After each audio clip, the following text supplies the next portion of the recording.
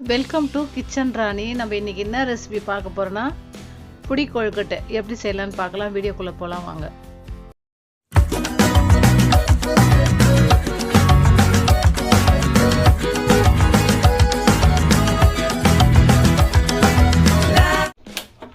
பிடி கொழுக்கட்டை செய்கிறதுக்கு நம்ம ஒரு ஸ்பூன் அளவுக்கு சிறுபருப்பு எடுத்துக்கலாம்.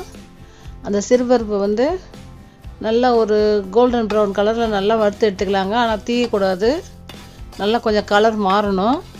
இதை மாதிரி நீங்கள் வறுத்து போட்டு பாருங்கள். அந்த கொழுக்கட்டைக்கு ரொம்ப நல்லாயிருக்கும், சாப்பிடும்போது வாசனையாகவும் இருக்கும், ரொம்ப டேஸ்ட்டாகவும் இருக்கும். நான் 2 கப்பு அரிசி மாவு எடுத்துக்கினேங்க. இது இடியாப்ப மாவு தான், வீட்டில் அரைச்ச மாவு தான். நான் 2 கப்பு எடுத்துக்கிறேன். இது 1/4 கிலோ மாவுங்க. இந்த மாவை நல்லா வறுத்து எடுத்துக்கலாம். ஏன்னா நம்ம வறுக்காமல் கொழுக்கட்டை செஞ்சோன்னா அதை புட்டோம்னா அப்படியே மாவாக தான் இருக்கும். எவ்வளோ நேரம் வேக வச்சாலும் அந்த மாவு அப்படியே தான் இருக்கும். அதனால் இதை நான் கடாயில் போட்டு நல்லா வறுத்துக்கிறேங்க. இது எப்படி சொல்கிறது, நல்ல கொஞ்சம் இந்த ஈரப்பசையெல்லாம் போய் ஒரு மணல் மாதிரி வரணும். கொஞ்சம் நமக்கு மணல் கையில் எடுத்து எப்படி கொட்டுது அது மாதிரி கொட்டணும். அந்த அளவுக்கு வறுக்கணும் இந்த மாவை. வறுத்து தான் இந்த கொழுக்கட்டை செய்யணும். பாருங்கள், நான் 1 ஸ்பூன் நெய் போட்டுக்கிறேன். நெய் போட்டுட்டு நான் கொஞ்சம் குட்டி குட்டியாக கட் பண்ணி வச்ச தேங்காவும் அதிலே போட்டு வறுத்து எடுத்துக்கிறேன். இதை மாதிரி நீங்கள் போட்டு வறுத்து எடுத்திங்கன்னா அந்த கொழுக்கட்டை சாப்பிட்றதுக்கும் ரொம்ப டேஸ்ட்டாக இருக்கும். நெய்லேயே நல்லா வறுத்துக்கலாம் அந்த தேங்காவை. திருவியும் போடலாம். திருவி போட்டால் அது நல்லா இதுவாகிடும், ஆனால் டேஸ்ட் வராது. இதை மாதிரி நம்ம சாப்பிடும்போது ஒரு தேங்காய் கடி போடும்போது ரொம்ப டேஸ்ட்டாக இருக்கும் அந்த கொழுக்கட்டை. நீங்களும் அது மாதிரியே ட்ரை பண்ணி பாருங்கள். நான் வறுத்து வச்ச மாவுலேயே இந்த தேங்காவை போட்டுக்கிறேன். நம்ம கொழுக்கட்டைக்கு தேவையான வெல்லம் எடுத்துக்கலாங்க. இந்த வெல்லம் பார்த்திங்கன்னா நம்ம மாவு எடுத்தோம் பார்த்திங்களா, அந்த மாவு எடுத்த பவுல்லே 1.5 கப் பவுலுங்க இது வெல்லம். நீங்கள் 2 கப் போடுறதுனால போட்டுக்கோங்க. ஆனால் 1.5 கப்பு வெல்லமே நல்ல ஸ்வீட்டாக தான் இருந்துச்சு கொழுக்கட்டை. இதை பாவு பதெல்லாம் எதுவுமே தேவையில்லைங்க, சும்மா கரைஞ்சா போதும். இது பாவு வெல்லம், அதனால் இதில் மண் தூசி எதுவுமே கிடையாது. நல்லா சுத்தமான வெல்லம் தான் வாங்கியிருக்கேன் நான். அதனால் இது ஒரு கொதி வரட்டுங்க. கொதி வந்ததுக்கப்புறம் நம்ம மாவோட மிக்ஸ் பண்ணிக்கலாம். இந்த கொழுக்கட்டை சாப்பிட்றதுக்கு ரொம்ப டேஸ்ட்டாக இருந்துச்சு. விநாயகர் சதுர்த்தி வருது, நீங்கள் ட்ரை பண்ணி பாருங்கள் வீட்டில். இது ரொம்ப சிம்பிளாக செஞ்சிடலாங்க கொஞ்ச நேரத்துலேயே. இப்போ நம்மளுக்கு ரெடிமேடாக மாவு கடையிலையும் விற்கிது, கடை மாவு கூட வாங்கி செய்யலாம், ரொம்ப நல்லாயிருக்கும். பாருங்கள், நான் அந்த மாவுக்கு தேவையான அளவுக்கு கொஞ்சம் உப்பு போட்டுக்கிறேன், சால்ட்டு போட்டுக்கிறேன் கொஞ்சமாக. ஒரு 2 ஏலக்காய் தட்டி வச்சுருக்கேங்க. இது முழுசாக இருக்க மாதிரி தான் இருக்குது, ஆனால் ஏலக்காவை தட்டி வச்சுருக்கேன். 2 ஏலக்காய் போட்டுக்கிறேன்.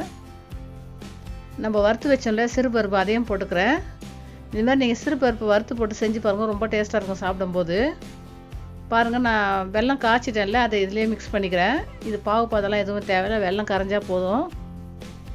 இது நல்லா வெல்லம் கொதிச்சிச்சுங்க, ஆனால் கை வைக்காதீங்க. இந்த மாதிரி ஒரு கரண்டி போட்டு நல்லா மிக்ஸ் பண்ணி விட்ருங்க. நீங்களும் இதே மாதிரி செஞ்சு பார்த்துட்டு எனக்கு கமெண்ட்டில் சொல்லுங்கள் எப்படி வந்துச்சுன்னு சொல்லிவிட்டு. இது நல்லா ஆறணுங்க. இது ஆறினா தான் பிடிக்க முடியும். நல்லா மிக்ஸ் பண்ணிக்கலாம். ஃபஸ்ட்டு பார்க்கறது கொஞ்சம் மாவாக இருக்க மாதிரி தான் தெரியும். அதுக்கப்புறம் நம்ம கை போட்டு பிசைஞ்சதுக்கப்புறம் எல்லாமே ஒன்று கூடி வந்துடும். பாருங்கள், நான் இன்னும் கொஞ்சம் இருந்த வெல்லத்தையும் இதில் மிக்ஸ் பண்ணிக்கிறேன். பண்ணிவிட்டு நல்லா இதை கலரி விட்டுக்கலாங்க. விநாயகர் சதுர்த்திக்கு இந்த மாதிரி கொழுக்கட்டையும் செய்யலாம், உள்ளே நம்ம ஸ்டப்பிங் வச்ச கொழுக்கட்டையும் செய்யலாம். உங்களுக்கு எது வசதியாக இருக்குதோ அப்படி செய்யுங்க. ஆனால் இது ரொம்ப வேலை ஈஸிங்க, டக்குன்னு முடிஞ்சிடும் கொஞ்ச நேரத்துலையே. நீங்கள் கடை மாவு வாங்கினீங்கன்னா நீங்கள் வறுக்க கூட தேவையில்லை. இது வீட்டில் அரைச்ச மாவுன்றதுனால நான் வறுத்துக்கினேன். இது கொஞ்சம் ஆறட்டங்க. ஆறுனதுக்கப்புறம் நம்ம கை வச்சு பிசைஞ்சிக்கலாம் மாவை. பாருங்கள், நான் கை வச்சு பிசைஞ்சிருக்கேன், எப்படி வந்திருக்கு பாருங்கள். இது எல்லாமே நல்லா ஒன்று கூடி வந்துடுச்சுங்க. இது ஒரு 20 நிமிஷம் வேகணுங்க. இது 20 நிமிஷம் வந்ததுக்கப்புறம் கொழுக்கட்டை சாப்பிட்றதுக்கு ரொம்ப டேஸ்ட்டாக இருந்துச்சு. பாருங்கள், நான் எப்படி பிசைஞ்சிக்கிறேன்னு சொல்லிவிட்டு இது மாதிரி பிசைஞ்சு எடுத்துக்கோங்க நீங்களும். நல்லா சூப்பராக வந்துச்சு. ஒரு 20-25 கொழுக்கட்டை கிட்டே வந்துச்சு. எங்கள் வீட்டில் சாப்பிட்றதுக்கு யாரும் ஆள் இல்லை, இதே தான் சாப்பிட்டுதாங்க. அதை செய்கிற டிஷ்ஷெல்லாம் நாங்களே சாப்பிட்டு இன்னும் கொஞ்சம் குண்டாயிடுவோம் போல இருக்கு. பாருங்கள், இது மாதிரி பிடிச்சி வச்சுருங்க. பாருங்கள், கொழுக்கட்டை எவ்வளோ சூப்பராக இருக்குது. இந்த வீடியோ உங்களுக்கு பிடிச்சிருந்தா லைக் பண்ணுங்கள், ஷேர் பண்ணுங்கள், என் சேனலுக்கு சப்ஸ்கிரைப் பண்ணுங்கள். ஆனால் லைக்கு கண்டிப்பாக போடுங்க. லைக் போட்டால் தான் அடுத்தடுத்த செல்லுக்கு வரும் வீடியோ. நம்ம ஒரு இட்லி பாத்திரத்தில் தண்ணி ஊற்றி வச்சுக்கலாங்க. தண்ணி ஊற்றி வச்சுட்டே இருக்கணும். ஆல்ரெடி நான் தண்ணி பாருங்க நல்லா கொதிச்சு வந்துடுச்சு. கொதிச்சு வந்ததுக்கப்புறம் நம்ம ஒரு தட்டு வச்சுக்கலாம். தட்டு வச்சுட்டு நான் ஆல்ரெடி ஏற்கனவே வீட்டில் இந்த வாழை இலையே வச்சுக்கிறேங்க. துணி போடல, வாழை அதுக்கு பதில் வாழை இலை வச்சுருக்கேன். வாழை இலையில் இந்த கொழுக்கட்டை வேகும் போது அதோட ஸ்மெல்லும் அந்த டேஸ்ட்டும் ரொம்ப நல்லாயிருக்கும்.